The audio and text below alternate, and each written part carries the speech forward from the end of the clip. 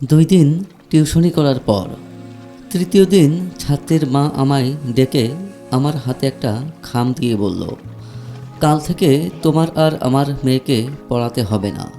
তুমি 2 দিন আমার মেয়েকে পড়িয়েছ, আমি তোমাকে 1 মাসেরই টাকা দিলাম। আমি অবাক হয়ে ছাত্রের মাকে বললাম, আন্টি, কিছু মনে না করলে জানতে পারি আমার অপরাধটা কি? আন্টি অন্যদিকে মুখ ঘুরিয়ে বলল, না, তোমার কোনো অপরাধ নেই, এমনিতেই তোমাকে আসতে হবে না।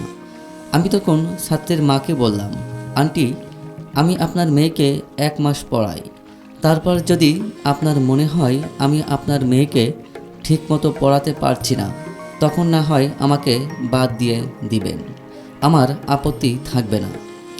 এইবার ছাত্রের মা আমার দিকে তাকিয়ে বলল, আসলে আমার মেয়ে তোমার কাছে পড়তে চাচ্ছে না। শুধু ভালো পড়ালেই হয় না, একটু দেখতে শুনতেও ভালো হতে হয়। তোমায় দেখলে নাকি আমার মেয়ের ভয় পায়।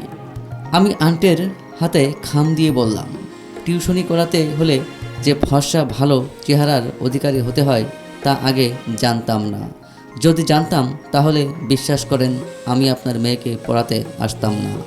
ছাত্রের বাসা থেকে বের হয়ে রাস্তায় হাঁটছি আর কলেজ জীবনের কথা ভাবছি। কলেজে একবার একটা অনুষ্ঠানের উপস্থাপনার জন্য স্যার ভালো একজন উপস্থাপক খুঁজছিলেন।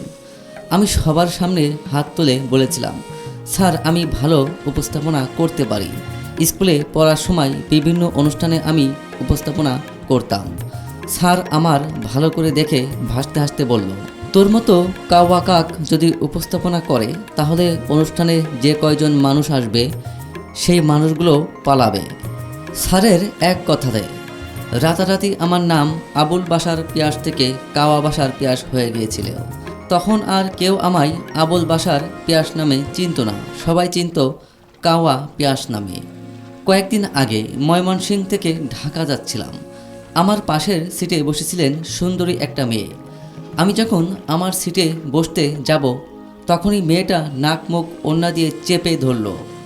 বাস কিছু দূর যাবার পরেই মেয়েটা বাসের কন্ডাক্টরকে ডেকে বলল, আমায় এই সিটটা পাল্টে দেন তো, আমি অন্য কোথাও বসবো। বাসের কন্ডাক্টর আমার দিকে অগ্নিদৃষ্টি দিয়ে তাকালো, তারপর মেয়েটাকে বলল, আপা, এই লোকটা কি আপনার সাথে অসভ্যতামি করেছে?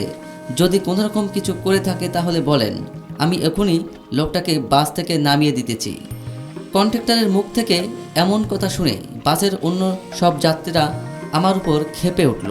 একজন লোক চিৎকার করে বলল, অবশ্যই নোংরামি করেছে, তা না হলে আপা সিট ছেড়ে উঠতে যাবে কেন? এক ভদ্রমহিলা মুখ বাঁকিয়ে বলল, চেহারা দেখেই বোঝা যায় বদমাইশ টাইপ। এসব কুলাঙ্গারদের জন্য মেয়েদের রাস্তাঘাটে চলাচল একদম দায় হয়ে পড়েছে। এমন একটা অবস্থা হয়ে পড়েছিল যে বাসের সবাই মিলে এখন আমায় মারতে আসবে। আমি বহু কষ্টে সবাইকে থামিয়ে দিয়ে মেয়েটাকে বললাম, আপনি আমার ছোট বোনের মতো, আমি কি আপনার সাথে কোনো নোংরামি করেছি? মেয়েটি মাথা নিচু করে বলল, না। আমি তখন বাসের যাত্রীদের বললাম, ভাই, আমার অপরাধ কি জানেন? আমার অপরাধ হলো আমি দেখতে কালো। আপনাদের মতো সাদা চামড়ার কিছু মানুষ মনে করে আমার মতো কালো মানুষের গা থেকে গন্ধ বের হয়। আপনাদের ধারণা পৃথিবীর সমস্ত খারাপ মানুষ কালোই হয়। যে ভদ্রমহিলা আমায় বদমাইশ কুলাঙ্গার বলেছিল সেই মহিলার কাছে গিয়ে বললাম, আপনি আমার চেহারা দেখা বুঝা গেলেন আমি বদমাইশ। বিশ্বাস করেন, আমি কোনো বদমাইশি করছি তো দূরের কথা, আজ পর্যন্ত কোনো মেয়ের দিকে খারাপ দৃষ্টিতে তাকায়নি, কিন্তু কেন জানি এই মুহূর্তে আপনার সাথেই আমার বদমাইশি করতে ইচ্ছে করছে। নিউ মার্কেটে এসেছিলাম কিছু শপিং করতে। এমন সময় আমার রুমমেট রাকিব ফোন দিয়ে বলল, মেসে আসার সময় দোকান থেকে আমার জন্য একটা ফেয়ার অ্যান্ড হ্যান্ডসাম ক্রিম নিয়ে আসিস তো, আমি তোকে পরে টাকা দিয়ে দেব। রাকিবের কথা মতো কসমেটিক্সের দোকানে গিয়ে ক্রিমের কথা বলতেই দোকানের ছেলেটা আমায় দেখে মুচকি হাসলো, তারপর আমার হাতে ক্রিমটা দিতে দিতে বলল, শুধু শুধু ভাই টাকাগুলো জলে ফেলবেন? আপনার যে কালার, আপনাকে যদি 3 দিন 3 রাত হুইল পাউডার দিয়ে পানিতে ডুবিয়ে রাখা হয় তবুও আপনার কালারের বিন্দুমাত্র পরিবর্তন হবে না। দোকানের ছেলেটার কথা শুনে মনে হচ্ছিল ওর গালে একটা সজোরে থাপ্পড় মারি, কিন্তু ওরই বা কী দোষ? দোষ তো আমার বাবা মার, কারণ ওনারা আমাকে জন্ম দিয়েছে। দোকান থেকে বের হয়েই মাকে ফোন দিলাম। মা ফোনটা রিসিভ করতেই আমি মাকে বললাম, মা, শুনেছি বাবা মা কোনো পাপ করলে তার দায়ভার কিছুটা সন্তানের উপর এসে পড়ে। তোমরা কি কোনো পাপ করেছিলে যার ফলস্বরূপ তোমাদের ঘরে আমার মতো একটা কালো ছেলে জন্ম নিল?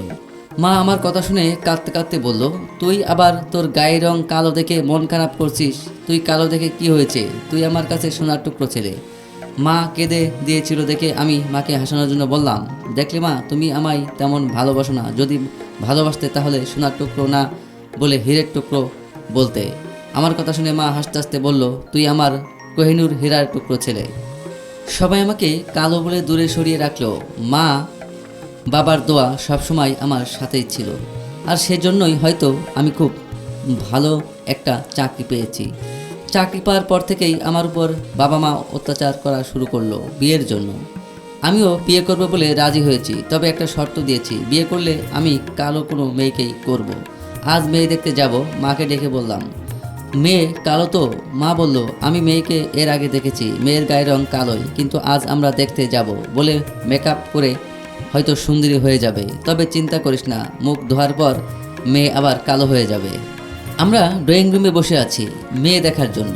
কিছুক্ষণ পর মেয়ে আসলো। মেয়েকে দেখেই কয়েক মিনিটের জন্য আমি হতভম্ব হয়ে গেলাম। একটা মেয়ে কি করে এত সুন্দর হতে পারে? ভালো করে মুখের দিকে তাকিয়ে দেখি মুখে কোনো মেকআপ নেই, শুধু চোখে হালকা একটু কাজল আছে। মেয়ে দেখা শেষ হলে আমি মাকে আড়াল ডেকে নিয়ে বললাম, মা, তুমি না বলেছিলে মেয়ে কালো? এই মেয়ে তো দেখছি বেজায় সুন্দরী। শুধু সুন্দর না, ভয়ঙ্কর রকম সুন্দরী। তোমায় আগেই বলেছিলাম আমি নিজে যেমন ঠিক তেমনি মেয়েই বিয়ে করব। আমার কথা শুনে মা বলল, আরে মেয়ে সুন্দর না, মেকআপ করেছে, তাই তো সুন্দর লাগছে। আমি মায়ের হাতটা ধরে বললাম, কেন শুধু শুধু মিথ্যে বলছো মা? মেয়ে কোনো মেকআপ করেননি। এত সুন্দর একটা মেয়ে, হয়তো ওর চাইতে ওর হাজবেন্ড যেন খুব সুদর্শন হয়। আমার সাথে বিয়ে হলে দেখা যাবে মেয়েটার লাইফটা নষ্ট হয়ে গেছে। আমার সাথে একটা সেলফি তুলতে পারবে না, বান্ধবীদের সাথে পরিচয় করিয়ে দিতে লজ্জা পাবে, একসাথে ঘুরতে লজ্জা পাবে। আমার কথা শুনে মা কাঁদতে কাঁদতে বলল, তুই কালো হয়েছিস দেখে কি একটা সুন্দরী মেয়ে বিয়ে করতে পারবি না? আমি মাকে জড়িয়ে ধরে বললাম, না, পারি না মা। একটা সুন্দরী মেয়ে কখনোই একটা কালো মেয়েকে বিয়ে করতে চায় না। যদি কখনো বিয়ে করতে রাজি হয় তাহলে ভেবে নিবে হয় মেয়েটা বাবা মায়ের চাপে বিয়ে করতে রাজি হয়েছে, নয়তো কালো ছেলেটার খুব ভালো ক্যারিয়ার আছে সেজন্য রাজি হয়েছে। দুপুরে অফিসে বসে কাজ করছি, এমন সময় একটা অচেনা নাম্বার থেকে কল আসলো।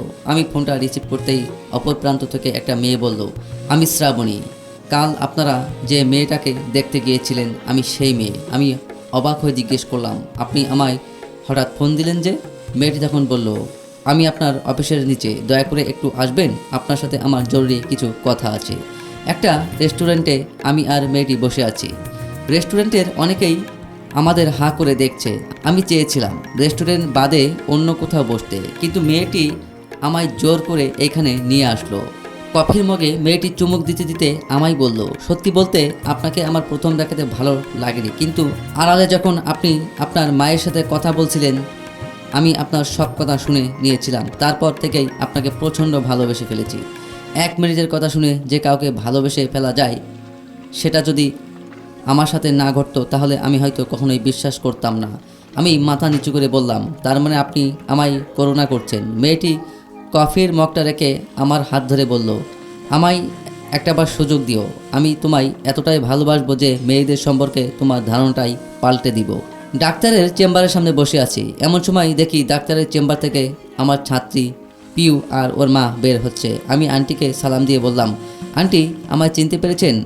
আমি আপনার মেয়েকে 2 দিন পড়িয়েছিলাম, কিন্তু 3 দিনের দিন আমায় বের করে দিয়েছিলেন। আন্টি তখন বলল, হ্যাঁ, চিনতে পেরেছি। এমন সময় রুম থেকে শ্রাবণ এসে বলল, সরি, আজ রোগীর খুব চাপ ছিল তাই দেরি হয়ে গেল। অনেকক্ষণ ধরে অপেক্ষা করছো তাই না? আমি তখন আন্টিকে বললাম, আন্টি আমার স্ত্রী শ্রাবণী। আর শ্রাবণীকে বললাম, ও হলো পিউ, একসময় আমার ছাত্রী ছিল। শ্রাবণী মুচকি হেসে বলল, হ্যাঁ আমি জানি, ওর নাম পিউ, আমি ওর ট্রিটমেন্ট করছি। আন্টি আর পিউ আমার দিকে হাঁ করে তাকিয়ে রইল। আমি হেঁটে যেতে শ্রাবণীকে বললাম, পিউর কি হয়েছিল? শ্রাবণী বলল, এক টিচারের সাথে ওর শারীরিক সম্পর্ক ছিল, পরে প্রেগনেন্ট হয়ে যায়। কোন ক্লিনিকে যেন অ্যাভারসন্স করিয়েছে, এখন বিয়ের পর আর বাচ্চা হচ্ছে না। হঠাৎ শ্রাবণী দাঁড়িয়ে বলল, এই টিচার তো কোনোভাবে তুমি না তো? আমি রেগে গিয়ে বললাম, আমি কেন হতে যাব? আমি কালো বলেই তো আমাকে 3 দিনের দিন বের করে দিয়েছিল। আমার কথা শুনে শ্রাবণী হাসতে হাসতে বলল, নীল শার্টে তোমায় খুব সুন্দর লাগছে। আমি মাথা নিচু করে বললাম, কাওয়ার মতো লাগছে। আমার কথা শুনে শ্রাবণী আমার হাত ছেড়ে দিয়ে বলল, যে ছেলে নিজে নিজেকে সম্মান করে না তাকে মানুষে কিভাবে সম্মান করবে? শ্রাবণী রাগ করে একা একা হাঁটছে আর আমি ওর পিছু পিছু যাচ্ছি আর ভাবছি, কালো কলকের দাগ হলেও মাঝে মধ্যে কালোকে বাদে সাদাকে অসম্পূর্ণ লাগে।